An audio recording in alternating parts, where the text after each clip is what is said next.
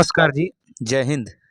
तो दीपा दीदी का बुक जो है अड्डा 24/7 के माध्यम से आया है, उसी का रीडिंग सीरीज का आज दूसरा वीडियो है। ठीक है जी, तो आइए शुरू करते हैं।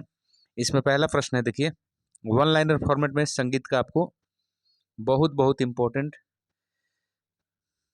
परीक्षा उपयोगी प्रश्नों का संकलन दीपा दीदी के द्वारा किया गया है। आइए उसको शुरू करते हैं। दूसरा वीडियो है, मध्य लय किस रस हेतु उपयुक्त होती है? तो इसमें जो है शांत श्रृंगार रस हेतु। ठीक है जी। विलंबित लय किस गति के लिए उपयुक्त है? तो मशीद खानी गत के लिए। ठीक है। किसी भी ताल का प्रथम मात्रा से अंतिम मात्रा तक का क्षेत्र क्या कहलाता है? तो आवर्तन। ठीक है जी।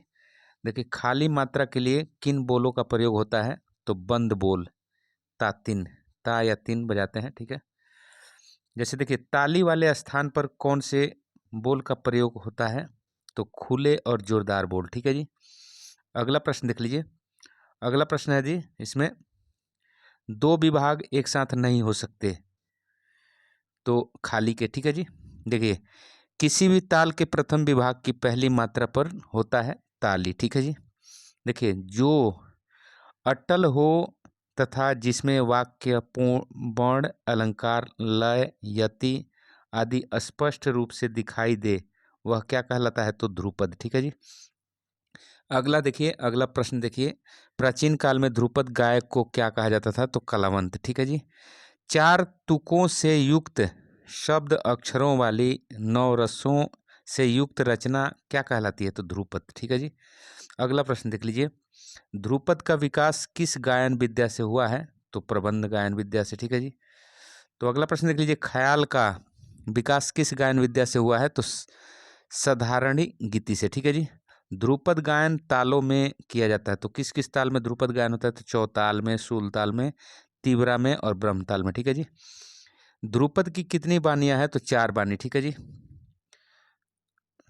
अगला प्रश्न आप देखिए, सर्वाधिक लयकारी किस गायन विद्या में दिखाई जाती है? ध्रुपद में। ठीक है। ख्याल किस भाषा में होते हैं? तो ब्रज, हिंदी, उर्दू और अवधी और राजस्थानी भाषा में ख्याल गाए जाते हैं। ठीक है जी। बहराम खां किस विद्या के गायन हेतु जाने जाते हैं? तो ध्रुपद। देखिए, ध्रुपद में वर्जित होता है, क्या होता है, क्या वर्जित होती है? तो खटका और मुर्की ध्रुपद गायन में नहीं लिया जाता। ठीक है जी। ध्रुपद रस में गाया जाता है तो वीर, रौद्र, शांत, श्रृंगार, करुण, भक्ति, इन सभी रसों को ध्रुपद में गाया जाता है। देखिए, ख्याल रस में क्या क्या गाया जाता है? तो श्रृंगार, विरह, प्रेम, भक्ति के गीत गाए जाते हैं। देखिए, सरगम गीत को अन्य किस नाम से जाना जाता है? तो स्वर मालिका या सुरावर्ब। ठीक है जी। अगला प्रश्न देख लीजिए, बीडी पलुस्कर मतलब विष्णु दिगंबर पलुस्कर जन्मे थे तो कहाँ? कुरुंदवाड़ा, बेलगाम, रियासत कर्नाटक में। ठीक है जी। अभिनव राग मंजरी लिखा गया किनके द्वारा? तो पंडित विष्णु नारायण भातखंडे जी के द्वारा। ठीक है। मैरिज संगीत महाविद्यालय की स्थापना किया गया तो पंडित विष्णु नारायण भातखंडे जी द्वारा। देखिए, किन्नरी बीड़ा का आविष्कार किसने किया? तो मतंग मुनि ने। अगला प्रश्न इसमें है, शारंग देव के अनुसार कौन सा राग जो श्रेणीबद्ध नहीं किया गया? कुपांग राग। ठीक है जी। अगला प्रश्न देख लीजिए, अमीर खुसरो के दरबार में कौन थे? अमीर खुसरो जो थे वो किनके दरबार में थे? तो खिलजी काल के दरबारी शासकों में थे। ठीक है जी। गोधूली और प्रातः काल में गाए जाने वाले राग कहलाते हैं तो संधि प्रकाश राग। ठीक है जी। राग तरंगिणी संगीत पर रचना है, राग तरंगिणी संगीत पर रचना है किनकी है? तो लोचन कवि की। ठीक है जी। चतुर्दंड प्रकाशिका संगीत पर रचना है किनका? तो वेंकट मखी जी का। ठीक है जी। 72 थाटों का जिन्होंने रचना किया था। अब देखिए, ताल चौताल अथवा चार ताल में मात्रा कितना? तो आपको देखिए यहाँ पे 12 मात्रा होता है और 6 खंड होता है और 3/7 पर खाली होता है। ठीक है जी। तो मात्रा 12, 6 विभाग और 3/7 पर खाली। ठीक है। अगला प्रश्न देख लीजिए, तीन ताल के चौगुन में कितनी मात्राएं बजाई जाती है? तो 64। देखिए, स्वरों से बनी रचना परंतु किसी ताल विशेष से न हो कहलाती है, क्या कहलाती है? तो अनिबद्ध। अगला प्रश्न देख लीजिए, रागों के मूल रूप से हटकर एक समीप राग सम प्रकृति राग की झलकियां दिखाना क्या कहलाता है? तो तिरोभाव कहलाता है। ठीक है। अगला प्रश्न देख लीजिए। अगला प्रश्न है राग तोड़ी का वादी संवादी स्वर क्या है? तो देखिए वादी स्वर इसका है वादी स्वर धैवत और संवादी स्वर गंधार। ठीक है जी। अगला प्रश्न देख लीजिए। यह कहा जाता है कि गायन की ध्रुपद शैली 15वीं सदी में खोजी गई थी, किनके द्वारा? तो राजा मान सिंह तोमर के द्वारा। ठीक है। प्राचीन काल में तराना को क्या कहते थे? तो निर्गीत या बहिर्गीत कहते थे। ठीक है जी। प्राचीन लेखकों के अनुसार 22 श्रुतियों में ऋषभ का स्थान 7वां। ठीक है जी। अगला प्रश्न देख लीजिए। प्राचीन काल में कुशल ध्रुपद गायकों को कलावंत कहा जाता था, आप जानते हैं। देखिए अकबर के दरबारी संगीतज्ञ बिनकर समोखन सिंह, इनको नौबत खां भी कहा जाता है, किस बानी के जन्मदाता है? तो खंडारी बानी। ठीक है जी। हाजी सुजान खां, जिनको सुजान दास भी कहा जाता है, किस बानी के प्रवर्तक थे? तो नौहारी बानी। ठीक है जी। तानसेन ने कौन से बानी का प्रवर्तन किया? तो गोबरहार बानी। देखिए संगीत रत्नाकर में उत्तम वाग्यकार के कितने गुण बतलाए गए हैं? तो 28। ठीक है जी। अगला प्रश्न देख लीजिए। अल्पत्व तथा बहुत्व के कितने प्रकार हैं? तो 4। ठीक है जी। अगला प्रश्न देख लीजिए। कर्नाटक संगीत का शुद्ध सप्तक हिंदुस्तानी संगीत में क्या कहलाता है? तो बिलावल। देखिए इसमें से कौन सा घन बाध नहीं है? तो घटम जो है घन बाधो नहीं होता है। निम्नलिखित में से देखिए सुशिर बीड़ा जो होता है कौन सा तत्वाद होता है? देखिए चतुर्विध वाद वर्गीकरण का उल्लेख सर्वप्रथम किसने किया? तो भरत ने। ठीक है जी। अगला प्रश्न देख लीजिए। तानपुरा किस बाध का विकसित रूप है? तो तानपुरा जो है एक तारा या 2 तारा का विकसित रूप तानपुरा है। ठीक है जी। तानपुरा में 4 तार होता है, आप जानते हैं। देखिए तानपुरे का तुम्बा किस चीज की बनी होती है? तो कद्दू की या लौकी की। ठीक है जी। जिस स्थान पर तुम्बा और डांड मिलता है उसे क्या कहते हैं? गूल। देखिए तानपुरे में कितनी खूटियां होती हैं? तो 4 खूटियां होती हैं। तानपुरे के चारों तार जिस हाथी की हड्डी से बनी पट्टी पर रखे जाते हैं उसे क्या कहते हैं? तो उट्टी या अट्टी। लकड़ी अथवा हाथी के हड्डी से बनी वह पट्टी जिनके छिद्रों से होकर तार खूंटी से बने होते हैं वह क्या कहलाती है? तो तार गहन। ठीक है जी। अगला प्रश्न देख लीजिए। तानपुरे में कितने तार होते हैं? तो 4 तार होते हैं, आप जानते हैं। तानपुरे का चौथा तार किसका बना होता है? तो पीतल या तांबे का। ठीक है जी। तानपुरे के दूसरे और तीसरे तार लोहा के बने होते हैं, जिसको एफी कहा जाता है, और पीतल का होता है तंबा और जस्ता से बना होता है। देखिए तबली के ऊपर और लकड़ी अथवा हड्डी की बनी छोटी सी चौकी जिसके ऊपर तार टिके होते हैं क्या कहलाता है? तो घुड़च। देखिए सरोद किसकी लकड़ी का बना होता है? तो तून या सागवान का। ठीक है। सरोद किसके द्वारा बजाया जाता है? तो जवा या पत्ती के द्वारा। ठीक है। ठीक है जी। अगला प्रश्न देख लीजिए। सरोद में मुख्य तार कितने होते हैं? तो सरोद में 8 मुख्य तार होते हैं। अगला प्रश्न देख लीजिए। जावा किसका बना होता है? तो नारियल का खोल का। देखिए असदुल्ला खां किस बाध के बाधक थे? तो सरोद के बाधक थे। देखिए गुलाम अली तथा हाफिज अली खां किस बाध के वादक थे? तो सरोद बजाते थे। उस्ताद अहमद अली खां किस बाध को बजाते थे? तो सरोद। देखिए लाल गुड्डी जय रामन तथा टीएन कृष्णन किस बाध के वादक हैं? तो वायलिन बजाते हैं। अगला प्रश्न देख लीजिए। इस राज में मुख्य कितने तार होते हैं? तो 4 से 6 तार होते हैं। ठीक है जी। अब देखिए अगला प्रश्न देख लीजिए। तो इस राज तार का बना होता है तो तत्बाद हो जाएगा जी। इस राज में कितने पर्दे होते हैं? तो 17 से लेकर 19। ठीक है जी। बुद्ध देवदास किस वाद को बजाते हैं? तो इस राज को बजाते हैं। स्वर्गीय रणधीर राय वादक थे, तो इस राज के वादक थे। देखिए ब्रजभूषण काबरा किस वादक के विकास हेतु जाने जाते हैं? तो गिटार के विकास हेतु। देखिए पंडित विश्व मोहन भट्ट गिटार को किस नाम से बजाते हैं? तो विश्व बीड़ा या मोहनी बीड़ा। ठीक है जी। मोहन बीड़ा। अगला प्रश्न देख लीजिए। विश्व मोहन भट्ट पिता सलील भट्ट पुत्र गिटार। देखिए गिटार को किस नाम से बजाते हैं? तो ये सात्विक बीड़ा। ठीक है जी। रवि किरण ने किस नाम से गिटार को बजाया है? तो नवचित्र बीड़ा। देखिए रवि किरण। अब देख कमला शंकर ने गिटार को क्या नाम दिया है? तो शंकर बीड़ा। देखिए वरुण कुमार पाल ने गिटार को क्या नाम दिया है? तो हंस बीड़ा। देखिए नलिन मजूमदार किस वाद्य के लिए जाने जाते हैं? तो गिटार के लिए। श्री कृष्ण शर्मा देवाशीष मुखर्जी किस वाद्य के कलाकार हैं? तो गिटार के। ठीक है जी। फयाज खां का उपनाम क्या है? प्रेम पिया। अगला प्रश्न देख लीजिए, प्रेम पिया कहा जाता है फयाज खां को। देखिए, पागल दास पखावजी, पागल दास पखावजी का उपनाम क्या है? बाबा रामशंकर। देखिए, आधा रंग का वास्तविक नाम है फिरोज खां, तानरस खां का वास्तविक नाम कुतुब बख्श है, दर्पण का वास्तविक नाम क्या है? बहरे बुआ। देखिए, सूर रंग का वास्तविक नाम अमीर खां है, सर रंग का वास्तविक नाम अनवर हुसैन है, शोक किसका उपनाम है? तो कुमार गंधर्व का। देखिए, मनरंग, मनरंग किसका उपनाम है? तो भूपत खां का। अगला प्रश्न देख लीजिए, राम रंग किसका उपनाम है? तो रामाश्रय झा का। ठीक है जी। प्रणव रंग किसका उपनाम है? तो ओमकारनाथ ठाकुर का। अख्तर पिया किनको कहा जाता है? तो वाजिद अली शाह को। सरस पिया किनका उपनाम है? तो काले खां का। प्राण पिया किसका उपनाम है? तो बिलायत हुसैन खां का। देखिए, जैसे जैसे आंदोलन की चौड़ाई कम होती जाती है, ध्वनि धीमी होती जाती है। ठीक है जी। आंदोलन संख्या बढ़ने पर स्वर ऊंचा होता है। ठीक है। अगला प्रश्न देख लीजिए, तार की लंबाई बढ़ने पर स्वर नीचा होगा। ठीक है, तार की लंबाई बढ़ने पर स्वर नीचा होगा। मधुर आंदोलन की गति नियमित और निरंतर होती है। प्रत्येक गीत के खंडों अथवा भागों को क्या कहते हैं? तो अवयव। देखिए, विलंबित ख्याल में प्रयोग होने वाली ताल नहीं है, तो दीपचंडी। चतुरंग के अंग हैं गीत के बोल, तराना, पखावज या तबला के बोल, सरगम। ठीक है जी, ये चतुरंग के अंग है। देखिए, स्वर मलिका की लय होती है मध्य लय। अगला प्रश्न देख लीजिए, होली मुख्यतः किस राग में गाई जाती है? तो काफी। देखिए, त्रिवट के अंग क्या है? त्रिवट के अंग है तराना, तबला के बोल, पखावज के बोल, कविता। ठीक है जी। कौन सा बाध कमानी से नहीं बजता है? तो सरोद। देखिए, कौन सा बाध सुशिर बाध नहीं है? तो दिलरुबा सुशिर बाध नहीं होता है, ये तत् होता है। किस बाध में मिड संभव नहीं है? तो घन में।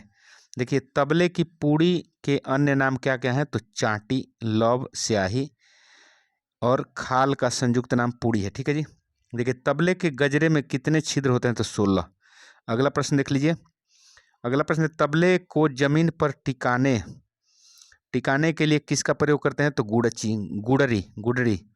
देखिए, कूड़ी निम्न में से किसकी नहीं बनी होती है? तो पीतल की। देखिए, पूड़ी के चारों ओर अंदर की तरफ लगी हुई पट्टी को क्या कहते हैं? तो गोट। देखिए, चाटी और स्याही के बीच के खाली मैदान को लब या मैदान कहा जाता है। ठीक है जी, खाली स्थान को लब या मैदान। तबले में प्रयुक्त गट्टे की लंबाई 3 इंच होती है, जो लकड़ी का बना होता है। तबले में कितने घराने प्रचलित हैं? तो 3 से लेकर 6। ठीक है जी। अब देखिए, ताल की मात्रा, चलन, विभाग आदि में परिवर्तन करते हुए किसी ताल के ठेके को विभिन्न प्रकार से बजाने को क्या कहते हैं? तो ठेके की किस्म। तबले में बजने वाली तिहाई कितने प्रकार की होती है? तो दम और बेदम। ठीक है, 2 तरह की होती है। अगला प्रश्न देख लीजिए, वर्णों का यह नियमबद्ध वर्णों का यह नियमबद्ध समूह जिसका विस्तार अधिक से अधिक संभव हो क्या कहलाता है? तो कायदा। देखिए, कठिन तथा आड़ लय के कायदे क्या कहलाते हैं? तो पेशकारा। देखिए, तानपुरे में तारों की संख्या 4 जानते हैं आप। तानपुरे के प्रथम तार को मिलाया जाता है मद्र पंचम से मद्र मध्यम से। ठीक है जी। तानपुरे का प्रथम तार किस धातु का होता है? तो पीतल का। देखिए, तानपुरे का दूसरा और तीसरा तार लोहा का बना होता है। अब जानते हैं तानपुरे का दूसरा और तीसरा तार किस स्वर से मिलाए जाते हैं? तो मध्यम सप्तक के षडज से। ठीक है। तानपुरे का चौथा तार किस धातु से बनता है? तो पीतल। तानपुरे में लगे मनके अथवा मोती को नीचे करने से स्वर चढ़ता है। ठीक है। तानपुरे की तबली बनी होती है तो लौकी से। तानपुरे की अट्टी अथवा अटक किसकी बनी होती है? तो हाथी दांत की।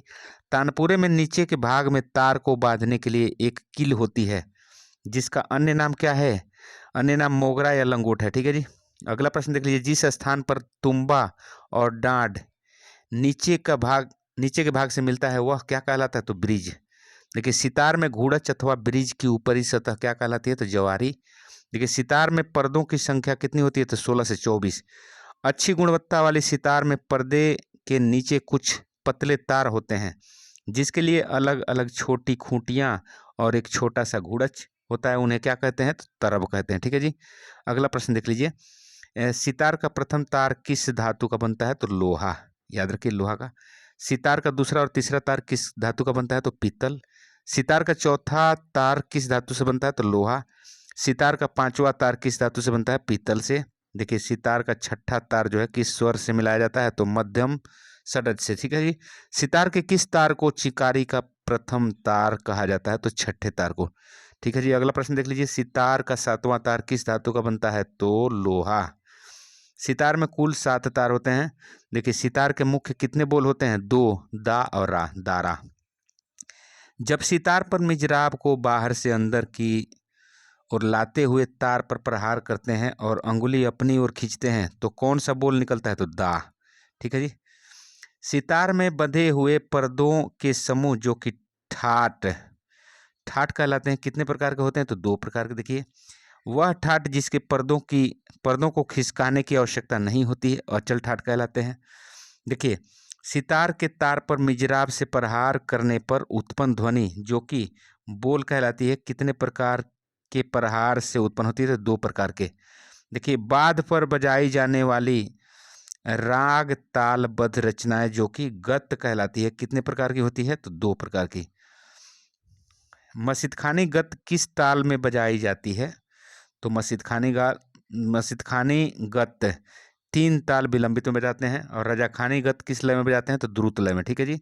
तो रजाखानी द्रुत लय में और मसीदखानी 3 ताल विलंबित में। 2 स्वरों को एक दूसरे के बाद शीघ्रता से बजाना जमजमा कहलाता है। अगला प्रश्न देख लीजिए, गायन में जिन्हें तान कहा जाता है। अगला प्रश्न देख लीजिए, गायन में जिन्हें तान कहा जाता है उन्हें सितार वादन में क्या कहते हैं? तोड़ा। देखिए सितार में कितनी वादन शैलियां हैं? तो 2। मुख्य ग्राम किसे माना गया है? तो षड्ज ग्राम को। देखिए प्रत्येक ग्राम में 21 मूर्छनाएं होती है। देखिए आप बताऊं 7 स्वरों से युक्त मूर्छना क्या कहलाती है? पूर्णा। देखिए काकली निषाद तथा अंतर्गंधार से युक्त मूर्छना क्या कहलाती है? तो साधारणी। अगला प्रश्न देख लीजिए, षड्ज ग्राम की पहली मूर्छना किस स्वर से आरंभ की जाती है? तो षड्ज से। ठीक है जी। मध्यम ग्राम की पहली मूर्छना किस स्वर से आरंभ की जाती है? तो मध्यम से। देखिए गंधार ग्राम की पहली मूर्छना किस स्वर से आरंभ होती है? तो निषाद से। देखिए पुंडरीक विट्ठल ने विकृत स्वरों का क्या नाम दिया? तो गतिक। देखिए भरत काल में कितनी गीतों का प्रचलन था? तो ध्रुवा। किन गीतों का प्रचलन था? तो ध्रुवा गीत। ठीक है जी। प्राचीन काल में प्रबंध के कुल कितने अंग माने गए थे? 6। देखिए प्रबंध की कितनी जातियां मानी गई? तो 5। अगला प्रश्न देख लीजिए, प्रबंध के कितने भाग होते थे? तो 4। ठीक है जी। अब देखिए प्रबंध में बारंबारता के साथ गाया जाने वाला अस्थाई जैसा भाग क्या कहलाता था? तो ध्रुव। देखिए प्रबंध के अंतिम भाग को क्या कहा जाता था? तो अभोग। किसी गीत के पूर्व किए गए आलाप को क्या कहा जाता था? तो रूपक आलाप। देखिए आलाप गायन के प्राचीन नियमों को क्या कहा जाता था? तो स्वस्थान नियम। ठीक है जी। अगला प्रश्न देख लीजिए, आहत गमक का आधुनिक नाम क्या है? तो खटका। प्लावित गमक का आधुनिक नाम क्या है? तो मीढ़। देखिए किस गमक को आधुनिक समय में संगीतज्ञ जमजमा, मुर्की, कर्ण, गिटकरी तथा कृंदन नामों से पुकारते हैं? तो स्फुरित को, स्फुरित गमक को। ठीक है जी। शारंग देव ने कितनी गीतियां मानी है? तो 5। देखिए मतंग ने कितनी गीतियां मानी है? तो 7। देशी रागों को कितनी वर्गों में बांटा गया? तो 4 वर्गों में। अगला प्रश्न देख लीजिए, संगीत के इतिहास को कितने हिस्सों में विभाजित किया गया है? तो 3 हिस्सों में, 3 भाग में, प्राचीन, मध्य और आधुनिक। ठीक है जी। तमिल संगीत के स्वरों की ऊंचाई नीचाई को क्या कहा जाता था? तो केल्वी। देखिए तमिल संगीत में श्रुतियों को क्या कहा जाता था? तो अलुक। देखिए कर्नाटक संगीत का उद्भव माना जाता है 13वीं से 14वीं सदी में। ठीक है जी। संगीत सार के रचनाकार विद्यारण्य हैं। संगीत समय सार के पार्श्वदेव हैं। ठीक है जी। अगला प्रश्न देख लीजिए, संगीत सुधाकर ग्रंथ के रचनाकार कौन हैं? तो इनका नाम है गोविंद दीक्षितर। देखिए किस ग्रंथ में मेल के मूल सिद्धांत की व्याख्या की गई है? चतुर्दंड प्रकाशिका में। ठीक है जी। संग्रह चूड़ामणि ग्रंथ के रचनाकार कौन है? गोविंदाचार्य। ठीक है जी। सर्वप्रथम किस ग्रंथ में संगीत का सामान्य रूप प्राप्त होता है? तो 400 ईस्वी पूर्व में। ये संदिग्ध काल मतलब रिक्त प्रति साख्य में। ठीक है जी। सामवेद में कितने स्वरों की व्याख्या की गई है? तो 3, स्वरित, उदात और अनुदात। ठीक है जी। अगला प्रश्न देख लीजिए, महाभारत में कितने स्वरों का उल्लेख है? 7 स्वरों का और 3 ग्राम का। ठीक है जी। भरत ने कितने ग्रामों का उल्लेख किया? तो 2 ग्राम, षड्ज ग्राम और मध्यम ग्राम। ठीक है जी। भारत ने कितनी जातियों का वर्णन किया है? तो 18 जातियों का, जिसमें 7 शुद्ध जाति और 11 विकृत जाति। यदि इसको षडज ग्राम में देखिएगा तो 7, यदि इसको षडज में देखिएगा तो 7 ग्राम, मतलब 7, 4 शुद्ध और 3 विकृत। और वहीं मध्यम ग्राम में उसको देखिएगा तो 11 जाति मिलेगी आपको, 3 शुद्ध और 8 विकृत। ठीक है जी। भारत ने जाति के कितने लक्षण बताए हैं? तो 10 लक्षण। कौन कौन है? ग्रह, अंश, न्यास, अपन्यास, अल्पत्व, बहुत्व, जाडत्व और औडवत्व, मध्य तार। ठीक है जी। अगला प्रश्न देख लीजिए। भारत ने विवादी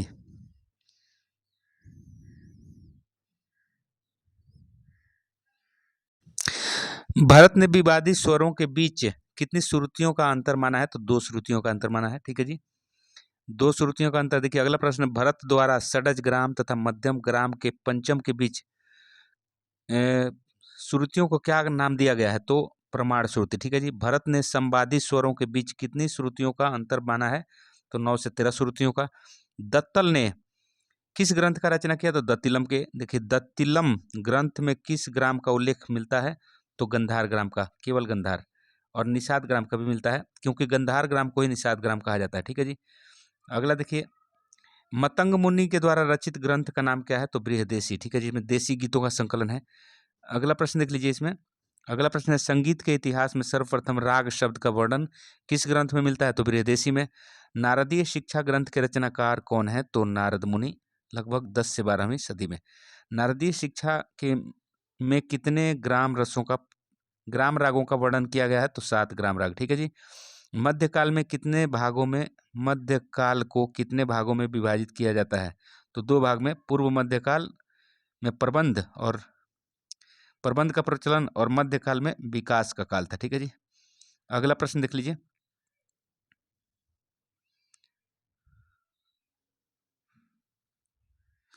किस काल को प्रबंध काल के नाम से जाना जाता है? तो पूर्व मध्यकाल, क्योंकि उसमें प्रबंध का समझिए रचना हुआ। देखिए किस काल को संगीत के विकास का काल कहा जाता है? तो मध्यकाल, 13वीं सदी से लेकर 18वीं सदी तक। मध्यकाल की अवधि मानी जाती है तो 13वीं से 18वीं सदी तक। पूर्व मध्यकाल की अवधि क्या है? तो 8वीं से 13वीं सदी तक। संगीत मकरंद की रचयिता कौन है? तो नारद मुनि। ठीक है जी। अगला प्रश्न देख लीजिए। संगीत मकरंद किस काल की रचना है? तो लगभग 9वीं शताब्दी की, पूर्व मध्यकाल में। ठीक है जी। कंपन तथा समय आदि के आधार पर की गई रागों के विभाजन को किस ग्रंथ में सम्मिलित किया गया है? तो संगीत मकरंद में। देखिए गीत गोविंद ग्रंथ का रचना काल 12वीं सदी में है, जयदेव द्वारा। ठीक है जी। अगला प्रश्न देखिए, गीत गोविंद किस भाषा में लिखा गया है? तो संस्कृत भाषा में। देखिए संगीत रत्नाकर में जाति के कितने लक्षण माने गए? तो 13 लक्षण। अगला प्रश्न देख लीजिए, संगीत रत्नाकर का रचना काल 13वीं सदी है। ठीक है जी, 13वीं सदी है। अगला प्रश्न देख लीजिए, अमीर खुसरो ने किन रागों की रचना की? तो राग यमन का, राज साजगिरी का, जिल्फ का, सरपर्दा का, शहाना का। ठीक है जी। इन रागों का आविष्कार किए अमीर खुसरो। देखिए मध्यकाल की सर्वप्रथम पुस्तक का नाम बताइए। राग तरंगिणी। देखिए लोचन ने संपूर्ण रागों को कितने मेलों में विभाजित किया? तो 12 मेल में। बड़े ख्याल के आविष्कारक किसे माना जाता है? तो जौनपुर के सुल्तान हुसैन सरकी को। ठीक है जी। राजा मान सिंह तोमर किस ग्रंथ के रचनाकार हैं? तो मान कौतूहल। अगला प्रश्न देख लीजिए, संगीत रत्नाकर के किस अध्याय में दशविध राग वर्गीकरण की चर्चा की गई है? तो द्वितीय अध्याय में। देखिए संगीत रत्नाकर में अध्याय प्रथम में कितने प्रकार के प्रकरण हैं? तो 8 प्रकरण है। देखिए संगीत रत्नाकर में कुल कितने रागों का वर्णन किया गया है? तो 264 रागों का।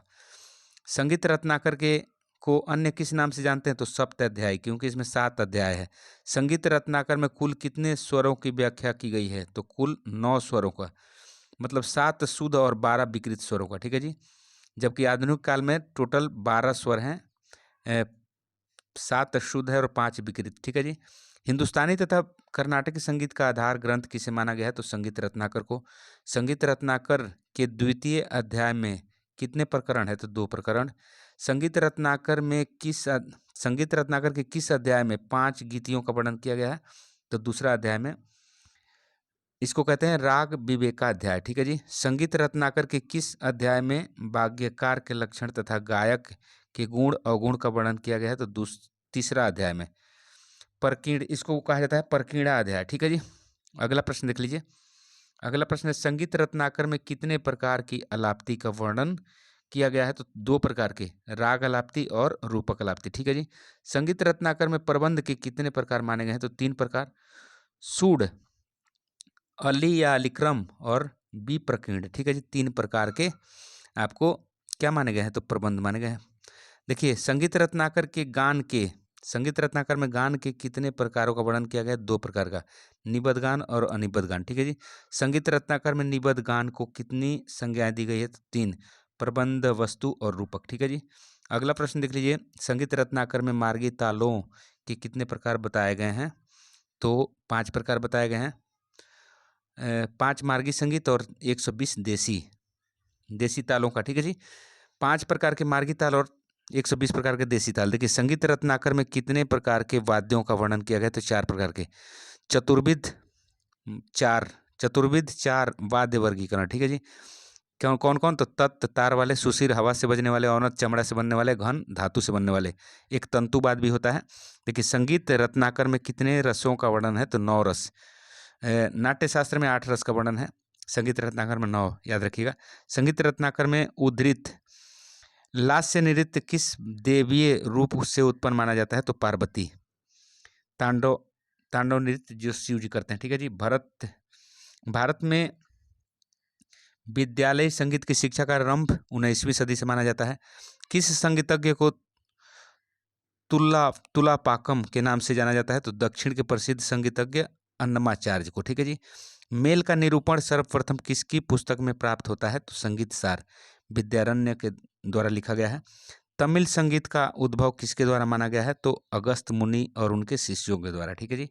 तमिल संगीत के मुख्य स्केल अथवा सप्तक को क्या कहा जाता था? तो पढ़। देखिए, सामगान करने वाले पुरोहित को ऋत्विज कहा जाता था। देखिए, सामगान करने वाले मुख्य गायक को की संख्या कितनी होती थी? मुख्य गायक की तो 3 संख्या होती थी। कौन कौन थे? प्रस्तोता, उद्गाता, प्रतिहर्ता, ठीक है जी। देखिए, दामोदर पंडित कृत रचना का नाम क्या है? तो संगीत दर्पण। देखिए, नाट्य शास्त्र का अन्य नाम क्या है? तो नाट्य वेद या पंचम वेद, ठीक है जी। किस ग्रंथ को भारतीय संगीत का प्रमाणिक ग्रंथ कहा गया है? तो नाट्य शास्त्र। इसकी रचना 5वीं सदी में, ठीक है जी। अगला प्रश्न देख लीजिए। किस ग्रंथ को संगीत का आधार ग्रंथ माना गया है? तो वेद में सामवेद को, ठीक है जी। सामवेद में कितने प्रधान भाग माने गए हैं? 2, आर्चिक और गान, ठीक है जी। सामगान में मुख्य गायक को क्या कहते थे? तो उद्गाता, इसको उद्गीत भी कहते हैं। सामगान में कितने भाग होते हैं? तो 5, पंचविध गान, ठीक है। इसलिए इसको 5 भाग है, इसलिए इसको पंचविध गान कहते हैं। सामगान के अंतिम भाग को क्या कहते हैं? निधन। निधन भाग को किसके द्वारा गाया जाता था? तो 3 मुख्य ऋत्विज, कौन? उद्गाता, प्रस्तोता और प्रतिहर्ता, ठीक है जी। रावण की बीड़ा का नाम क्या है? तो रावण हत्था, ठीक है जी। अगला प्रश्न देखिए। रामायण काल में वाद्यों को किस नाम से पुकारते थे? तो तुर्य। रामायण काल में संगीत को कितने उपाधि प्राप्त थी? तो गंधर्व की। रामायण काल में संगीत को गंधर्व कहते थे। रामायण काल में संगीत कितने भागों में विभक्त था? तो 2, सामगान और गंधर्व, ठीक है जी। देखिए, रामायण काल में कौन सा वाद्य प्रचलित था? तो सर्व प्रचलित था बीड़ा, ठीक है जी। अगला प्रश्न देख लीजिए। रामायण काल में तत् तथा अवनद्ध वाद्यों को जिस दंड से वादित किया जाता था उसे क्या कहते थे? कोण। देखिए, रामायण काल में बीड़ा के कितने प्रकार प्रचलित थे? तो 2, विपंची बीड़ा और बल्कि बीड़ा, ठीक है जी। तुरही किस धातु से बनती है? तो पीतल से। देखिए, महर्षि भरत ने कितने अवनद्ध वाद्यों का वर्णन किया? तो 100। देखिए, किस बीड़ा को 7 तंत्री बीड़ा कहते हैं? तो चित्रा बीड़ा को। सबसे सबसे प्राचीन तंत्री वाद्य कौन सा है? तो बीड़ा। देखिए, घर घरिका किस प्रकार का वाद्य है? तो अवनद्ध है, ठीक है जी। अगला प्रश्न देख लीजिए। महती बीड़ा में 21 तार होते हैं। उस्ताद अहमद जान थिरकुआ किस घराने से थे? जो तबला वादक थे, ये फारुखाबाद घराना तबला वादक थे। देखिए, गंगूबाई हंगल के गुरु का नाम बताइए? तो सवाई गंधर्व किराना घराने से थे। निखिल बनर्जी के गुरु कौन है? तो अब्दुल करीम खां। पंडित अनोखे लाल मिश्र के गुरु कौन है? तो पंडित भैरव प्रसाद मिश्र। सुल्तान खां किस विद्या के लिए जाने जाते हैं? तो सारंगी वादन के लिए। गोपाल कृष्ण किस विद्या के लिए जाने जाते हैं? तो चित्रित वीणा के लिए, विचित्र वीणा के लिए, सॉरी, विचित्र वीणा। बिरजू महाराज का वास्तविक नाम बताइए? जगन्नाथ प्रसाद। ब्रजभूषण काबरा किस विद्या से जाने जाते हैं? किस विद्या के लिए? तो गिटार वादन के लिए। ठीक है, अगला प्रश्न देख लीजिए। विष्णु गोपाल जोग किस विद्या के लिए जाने जाते हैं? तो वायलिन के लिए। ठीक है, वायलिन के लिए। अगला प्रश्न देख लीजिए। नाना साहब पानसे किस विद्या के लिए प्रसिद्ध थे? तो पखावज। खुदऊ सिंह के गुरु का नाम बताइए? तो भवानी प्रसाद विद्या, इनकी पखावज वादक थे भवानी प्रसाद। उस्ताद बिस्मिल्लाह खां के गुरु का नाम? अली बख्श बिलायती। पंडित निखिल बनर्जी सितार के कितने तार, पंडित निखिल बनर्जी के सितार में कितने तार? तो 8 तार होते थे। इनायत खां किस घराने से संबद्ध थे? तो गोरीपुर घराना। फिरोज खां किस उपनाम से जाने जाते हैं? तो अदारंग के नाम से, अदारंग के नाम से। ठीक है जी, अगला प्रश्न देख लीजिए। श्री S.N. रातन जनकर किस उपनाम से जाने जाते थे? तो सुजान, सुजान, सुजान। ठीक है जी। पंडित ओमकारनाथ ठाकुर अन्य किस नाम से जाने जाते थे? तो प्रणव रंग।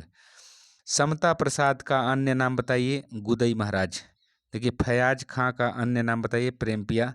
और बिलायत हुसैन खां किस उपनाम से जाने जाते थे? तो प्राणपिया।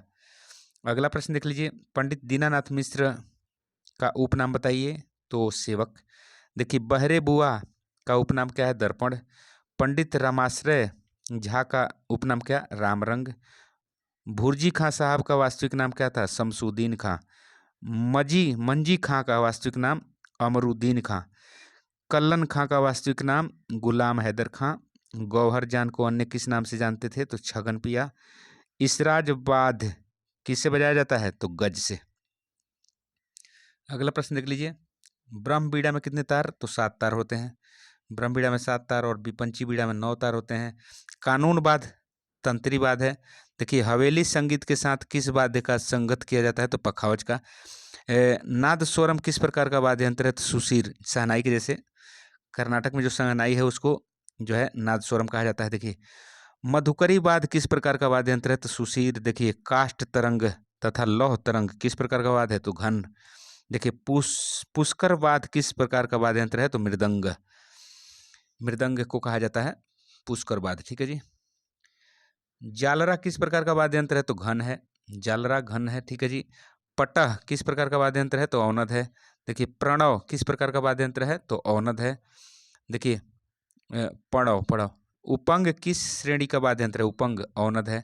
देखिए, ध्रुपद धमार गायन पुस्तक के लेखक राजा भैया पूंछ वाले। अभिनव गीतांजलि के लेखक पंडित रामाश्रय झा। मगही संस्कार गीत पुस्तक के लेखक कौन है? डॉक्टर विश्वनाथ प्रसाद। देखिए, राग प्रभाकर के लेखक कौन? तो पंडित रामकृष्ण व्यास। ठीक है जी। अगला प्रश्न देख लीजिए। बाल संगीत दर्पण के लेखक पंडित जगदीश नारायण पाठक, पंडित जगदीश नारायण पाठक। अगला देखिए, राग विज्ञान पुस्तक के लेखक पंडित विनायक राव पटवर्धन। ख्याल दर्शन पुस्तक के रचयिता ठाकुरदास। देखिए, राग रहस्य पुस्तक के रचयिता कौन है? आचार्य बृहस्पति, सुलोचना बृहस्पति। ठीक है जी। वाद शास्त्र पुस्तक के रचयिता प्रोफेसर हरिश्चंद्र श्रीवास्तव। मरणोपरांत भारत रत्न पाने वाले संगीतज्ञ भूपेन हजारिका। देखिए, रे और ध ऋषभ दैवत कोमल जो होते हैं उनका गायन समय 4 से 7 बजे दिन और 4 से 7 बजे रात्रि। मारवा पूर्वी पुरिया धनाश्री भैरव आदि रागों का गायन समय किस अवधि में है? तो 4 से 7 सुबह और 4 से 7 शाम। रे ध शुद्ध वाले रागों में गंधार कैसा प्रयुक्त होता है? तो शुद्ध। रे ध ऋषभ और धैवत शुद्ध वाले रागों में रागों का गायन समय 7 से 10 बजे दिन या 7 से 10 बजे शाम तक। ठीक है जी। गंधार निषाद कोमल, जिसमें गंधार निषाद कोमल वाले रागों का समय जो होता है 10 से 4 बजे दिन और 10 से 4 बजे रात्रि। ठीक है जी। ऋषभ और गंधार शुद्ध वाले रागों का गायन समय क्या है? तो 4 से 7 बजे दिन और 4 से 7 बजे रात्रि। संगीत कला विहार पत्रिका का प्रकाशन कहाँ से होता था? तो मीरज, महाराष्ट्र से। देखिए, तबले में कितने गट्टे होते थे? तो 8। ठीक है जी। तो अगला प्रश्न देख लीजिए। राग अलहया बिलावल का वादी स्वर क्या है? तो इसका वादी स्वर जो है वादी धैवत है और संवादी गंधार है। ठीक है जी। राग भीम पलासी का गायन समय दिन का तीसरा पहर। देखिए, राग बिहाग में कौन से स्वर वर्जित होते हैं? तो आरोह में रे और धैवत वर्जित होता है, इसलिए इसकी जाति आडो संपूर्ण हो जाती है। आरोह में 5 स्वर लग जाते हैं। राग बिहाग का संप्रकृति राग क्या है? तो राग यमन कल्याण। ठीक है जी। राग असावरी किस जाति का राग है? तो औडव संपूर्ण है। इसके आरोह में गंधार और निषाद वर्जित होता है। राग देश में कौन से स्वर वर्जित होते हैं? तो आरोह में गंधार और धैवत वर्जित होते हैं। आधुनिक तीव्र मध्यम को संगीत परिजात में किस नाम से परिभाषित किया गया है? तो तीव्रतम मध्यम। आधुनिक कोमल ऋषभ को संगीत रत्नाकर में किस नाम से परिभाषित करते हैं? तो विकृत ऋषभ। श्रीनिवास ने कोमल ऋषभ के तार की लंबाई कितनी मानी है? तो 33.1/3। ठीक है जी। डागुर बानी के प्रवर्तक किनको माना जाता है? तो बहुमत है स्वामी हरिदास ने डागुर बानी का प्रवर्तन किया, और कुछ लोग कहते हैं कि ब्रह्मचंद्र ने किया, ब्रजचंद्र ने। देखिए सेमी टोन इंटरवल में दो स्वरों के बीच अनुपात कितना होता है? तो 15:16। इसको सेमी टोन इंटरवल कहते हैं। हिंदुस्तानी स्वर सप्तक के अनुसार तीव्र मध्यम की आंदोलन संख्या क्या है? तो 338.14/17। भजनामृत लहरी के रचनाकार कौन है? बी.डी. पलुस्कर, विष्णु दिगंबर पलुस्कर। ठीक है जी। यूनिवर्सल हिस्टोरी ऑफ म्यूजिक के रचयिता कौन है? सर सौरेंद्र और मोहन टैगोर। ठीक है जी। अगला प्रश्न देख लीजिए। संगीत दर्पण ग्रंथ की रचना किस बादशाह के शासनकाल में हुई? तो दामोदर मिश्र द्वारा जहांगीर के काल में हुई। राग विबोध ग्रंथ का रचनाकाल सोमनाथ द्वारा किया गया, जहांगीर के काल में 16 से 10 ईस्वी।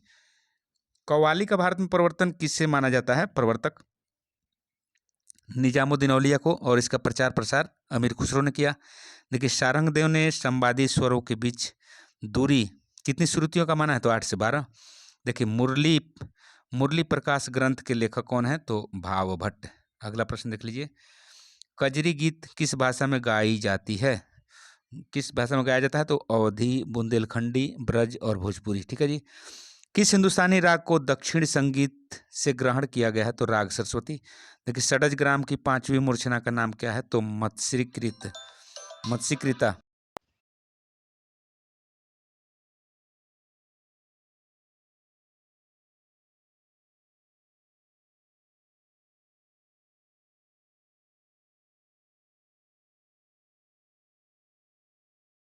में तीव्र मध्यम को क्या कहा जाता है? तो प्रति मध्यम। ठीक है जी।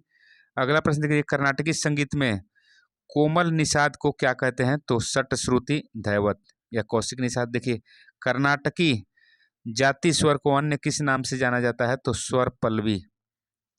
अगला प्रश्न देख लीजिए। तिलाना में किन शब्दों का प्रयोग किया जाता है? तिलाना में किन शब्दों का प्रयोग किया जाता है? तो चोलुकेटू स्वर। ठीक है जी। अगला प्रश्न के लिए वर्ण के कितने प्रकार होते हैं? तो 4 प्रकार। वर्ण के कितने खंड होते हैं? तो 3। देखिए आडा चार ताल में कितनी मात्राएं होती हैं? तो 14 मात्राएं, और 7 विभाग होती है। ताली 1, 3, 7, 11 पर, और खाली 5, 9, 13 पर। तो आज के वीडियो में इतना ही। अगले वीडियो में फिर मिलते हैं। तब तक के लिए जय मां सरस्वती, जय हिंद, जय भारत। चैनल को लाइक करिए, सब्सक्राइब करिए और मित्रों में शेयर करिए, क्योंकि ज्ञान को बांटने से, ज्ञान को फैलाने से घटता नहीं है और बढ़ता है। आप सभी का नौकरी जरूर होगा। Best of luck. Thank you.